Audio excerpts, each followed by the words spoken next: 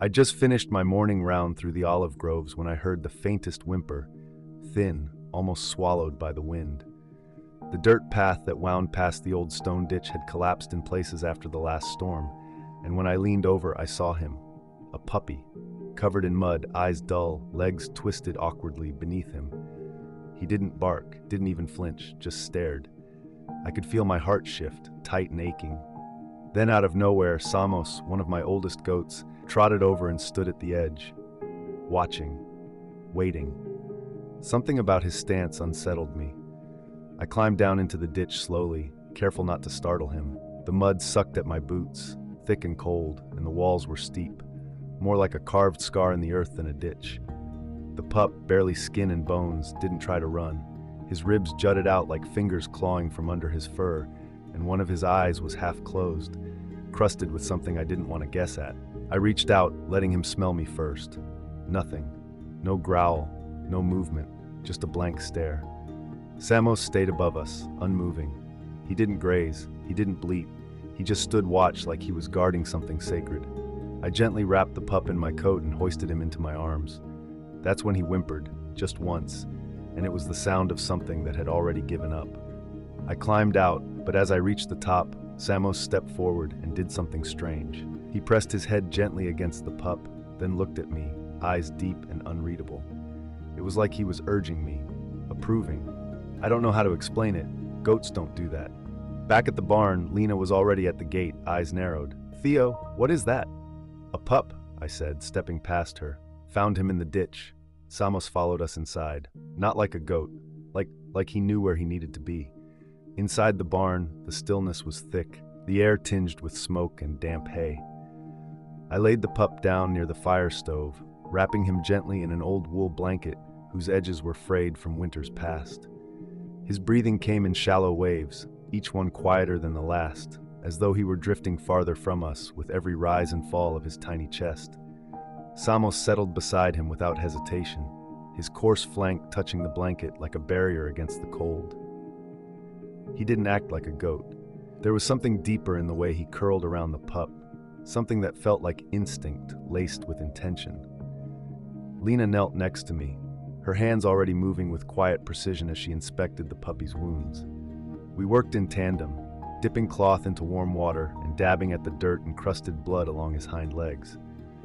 The fur there had matted into knots, and one of his paws was twisted slightly, swollen and tender. She didn't say much at first, only pausing once to glance up at me with eyes that held more history than judgment. "He's not gonna make it, Theo," she finally said under her breath, her voice low and even, as if she'd already made peace with that truth. "He's too far gone." I didn't answer her right away. My fingers trembled as I held the cloth, and for a moment I could only watch the way Samos gently pressed his nose against the puppy's head, his eyes half-lidded but strangely alert, like he was guarding something fragile and sacred. When Eleni stopped by that evening with a basket of eggs and saw what we were doing, she gave a sharp exhale through her nose and muttered, "You're wasting your time. Nature doesn't save what's already broken." I didn't argue. I only looked at the pup, then at the goat beside him, and said, "Maybe nature has rules, but this feels like something else." The third morning, I woke to silence. No bleating from the barn, no thud of hooves against the wooden walls. The cold had crept in overnight, and frost clung to the window edges like tiny silver teeth. I rushed out barefoot, heart pounding, half expecting to find the pup gone. Or Samos, or both. But the scene that met me at the barn door stopped me dead. Samos stood in the corner, rigid, his eyes locked on something in the straw. The puppy, Marlowe I had started calling him, was upright, shaking like a leaf, legs buckling beneath him but standing. His fur still clung to his ribs, but his eyes were open wide, alert, burning with something raw and new. Hunger, fear, will. Lena, already there, looked up at me with her mouth open. He got up on his own. I didn't touch him. I stepped inside slowly. Marlowe watched me, not with trust but with recognition, like he remembered the ditch, the cold, the pull of death, and the hands that had pulled him free. As I crouched beside him, he took one lurching step forward, then collapsed into my lap. That was the moment I felt it, warmth, not from the stove, from him. And Samos, he let out a low, steady bleat, not his usual call. It sounded like relief. But something else was off. Around the edges of the barn, deep scratches had appeared overnight in the wood. Not from goats, not from dogs. Something had been watching. Something had come close. Lena didn't sleep that night. Neither did I. We took shifts by the fire, listening for sounds outside, branches cracking, footsteps that never came. The scratches on the barn wall had rattled her more than she let on. "Coyotes," she whispered once, half hoping I'd laugh it off. But I didn't. The next morning, she busied herself with tending to the other animals, keeping her hands moving just to keep her thoughts from settling. Eleni returned, this time with her coat pulled tight and her voice sharp. "Something's wrong with that goat, Theo," she said, glaring at Samos like he'd invited the devil through our gate. "Ever since that pup showed up, he hasn't acted right." I looked at Samos, who lay curled around Marlowe once more, his head resting gently across the pup's back. "He's the only one acting right," I told her. Marlowe's recovery was uneven. He'd eat, then sleep so deeply I had to check if he was breathing. When he walked, it was with a limp that made my stomach twist. But he followed Samos, everywhere. Not me, not Lena, just the goat, and Samos never left his side. That night, Vera arrived, riding in from the next village over. She crouched beside Marlowe, her face grim as she examined his bones, his healing skin, the discolored scars. "You didn't find this puppy," she said slowly. "He survived something before that ditch. Someone put him there." The air in the barn turned heavy, and no one had to say what we were all thinking. The next few days passed with a strange, fragile rhythm, feeding Marlowe tiny pieces of egg and goat milk, changing his bandage, checking his breathing every time he fell asleep too long. Vera stayed in the village longer than planned. Something about Marlowe's condition had stuck with her, like a puzzle that didn't sit right. She started asking questions, quiet ones, about stray dogs in the area, about people known for disposing of them. One morning, while repairing a section of the fence near the west pasture, I found something that stopped me cold, another set of deep claw marks on the outer barn wall. But this time, they were higher, wider apart, and fresh. I called Lena. She didn't say anything at first, just stared. Then she whispered, "It's not a coyote." Meanwhile, Samos had started acting stranger. He refused to go out with the herd. He wouldn't eat unless Marlowe ate first. And more than once, I caught him standing at the barn door at night, facing out into the woods like he was waiting for something, or warning it. Then came the real blow. Father Dimos stopped me after evening prayers, his face pale. "Theo," he said softly, "I heard talk. A man up near Castro Ridge lost a guard dog last week. Skinned, stripped. Some say it was a wolf. Others say it wasn't an animal at all." The barn had become more than a shelter. It was a barrier. And we didn't know what we were keeping out, or what we were keeping in. That night, as the fire in the barn dimmed to soft orange embers, I sat beside Marlowe while Samos stood guard, still as stone at the barn door. I couldn't shake Vera's words. Someone put him there. Someone made a choice, and now I had to make mine. Lena was sitting against a post, her knees pulled up to her chest. "You can't keep them both here forever," she said quietly, not looking at me. "What if something's following them?" I didn't answer. How could I?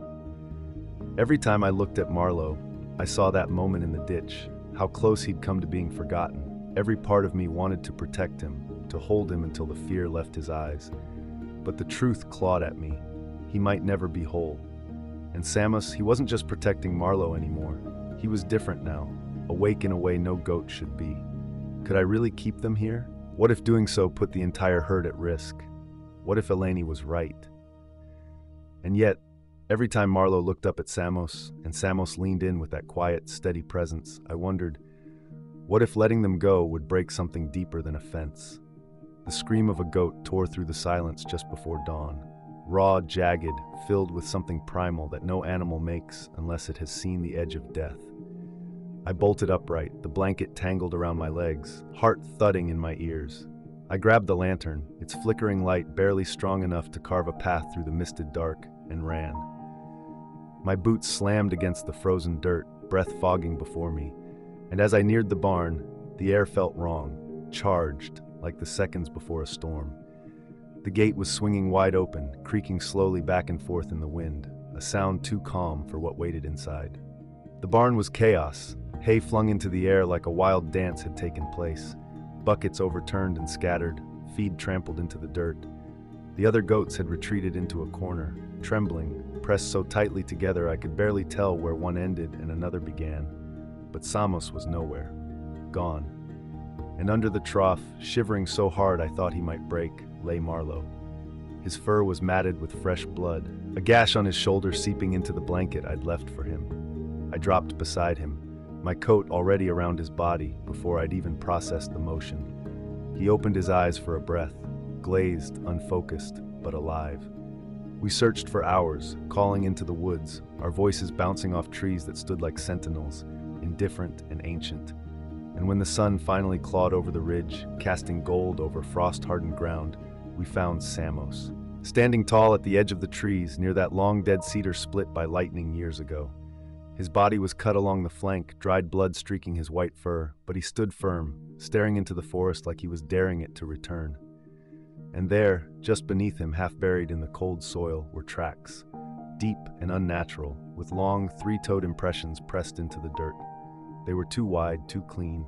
Not goat, not dog, not anything I knew.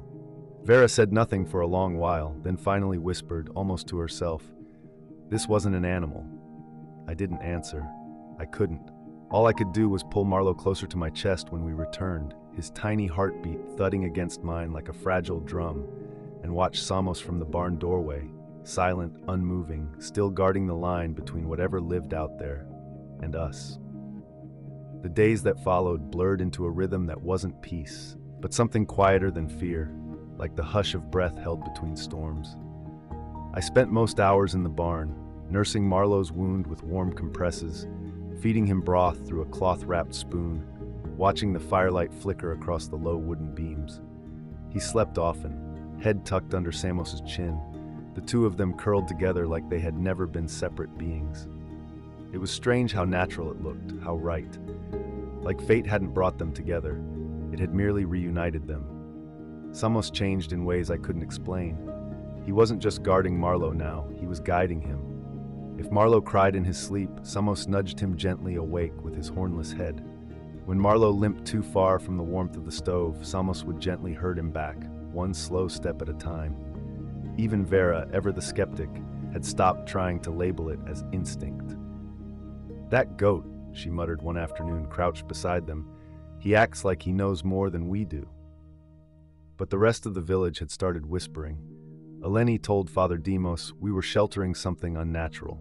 Lena overheard two neighbors say they'd seen figures in the woods, moving low, slow, watching.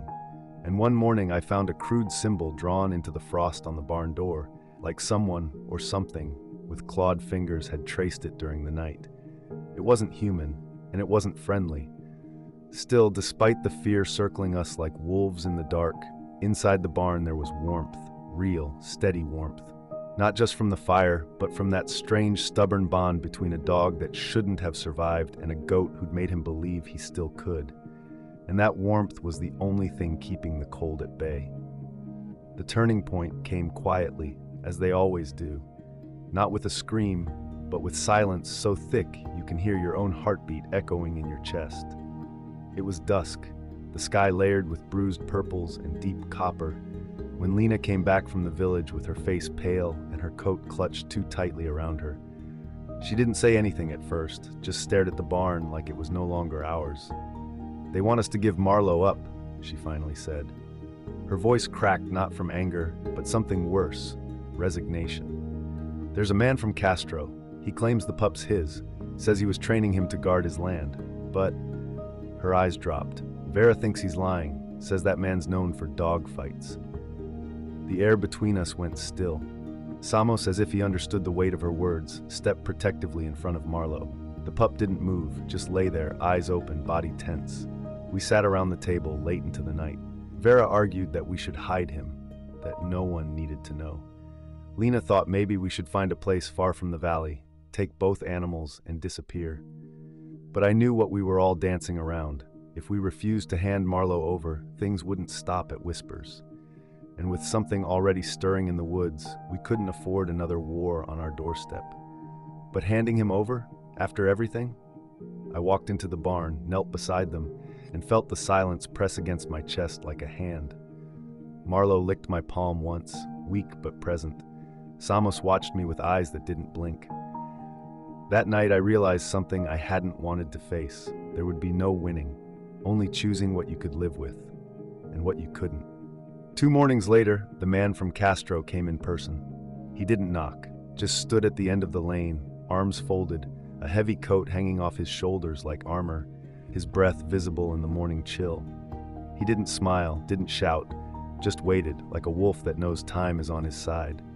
I met him halfway, with Samos standing behind me like a shadow. The man's eyes flicked down to the goat, then passed me toward the barn. "I came for my dog," he said, voice thick with a false calm. "Didn't think I'd need to bring the papers, figured you'd understand." I told him the pup was sick, that he'd nearly died, that maybe he was mistaken. He smiled then, slow and without warmth. I never said he wasn't sick, just said he was mine. Behind me, Lena had stepped out, Vera at her side. No one spoke, no one moved. The barn door stayed shut. The man didn't try to enter yet, but his eyes made a promise. "You've got until tomorrow," he said, turning back toward the road. "After that, I'll come back, and I won't come alone." That night, no one slept. We took turns sitting in the barn, one hand on a lantern, the other resting near something heavier, an old rifle, a rusted axe, even Father Demas's cross left quietly by the door like a ward. Outside, the wind howled like it was warning us. The trees creaked and groaned, and somewhere deep in the dark, a shape moved that didn't belong. Inside, Marlowe pressed close to my side, trembling, while Samos stood guard without flinching. The question was no longer what we should do. It was how far we were willing to go, and what we were willing to become to protect what was ours. That final night before the man's return felt suspended in amber, each hour stretching out as if time itself were holding its breath.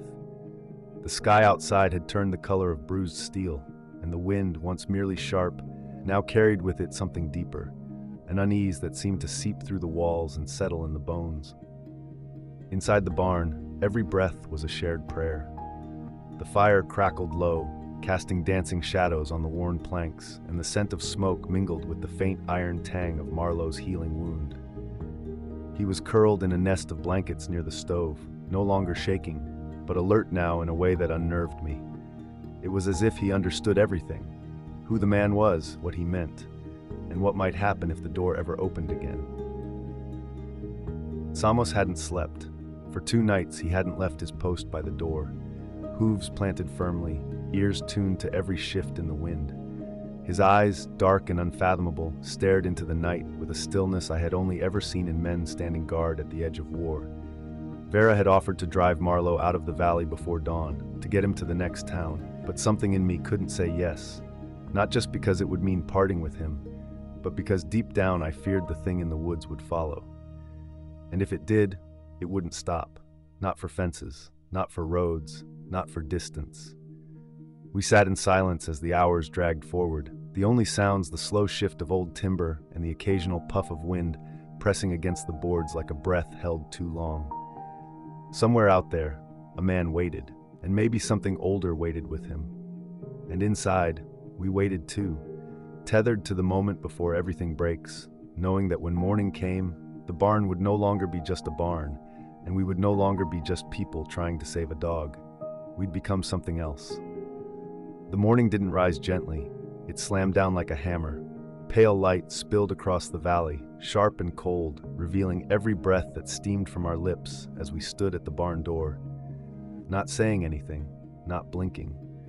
The world felt hollowed out, stripped of color, as though even nature was holding itself back to see what we would do.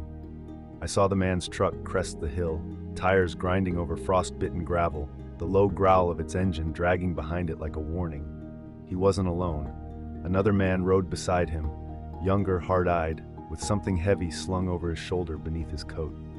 Inside the barn, Marlowe stood for the first time without stumbling. He didn't whimper. He didn't run. He simply turned toward me, tail low, ears back, and gave a look I hadn't seen in any animal before. A quiet, knowing resolve, like he had already chosen what I hadn't yet dared to. And Samos walked to the barn door and placed himself directly in front of it, body low, horns angled, breath slow and steady like a creature who had waited his whole life for this one act. When the knock came, 3 slow, deliberate raps, I didn't open the door. Instead, I pulled it wide, stepped out, and stood between them and the life I'd chosen to protect. My voice didn't rise, my hands didn't shake. "He's not yours," I said, each word carved from the cold in my throat. "And he's not going anywhere." The man's lip curled, just a little, and the second man shifted his stance. But before a word could leave either of them, Samos stepped forward, and behind me, Marlowe let out the lowest growl I'd ever heard from something so small. In that breathless space between man and animal, between cruelty and defiance, the world stood still and waited. They didn't take Marlowe. They left, eventually, with nothing but words they spat like seeds into the dirt, ugly, bitter, vowing they'd be back. But something had shifted, and I think they felt it. Maybe it was the look in Vera's eyes when she stood beside me with both hands in her coat pocket, unmoving. Maybe it was the quiet tension in Samos's stance, or the undeniable, unsettling truth that this wasn't just a dog and a goat and a farmer anymore. Something had rooted itself here, something that didn't bend. After that day, the whispers didn't stop, but they changed shape. Some spoke of curses, others of miracles.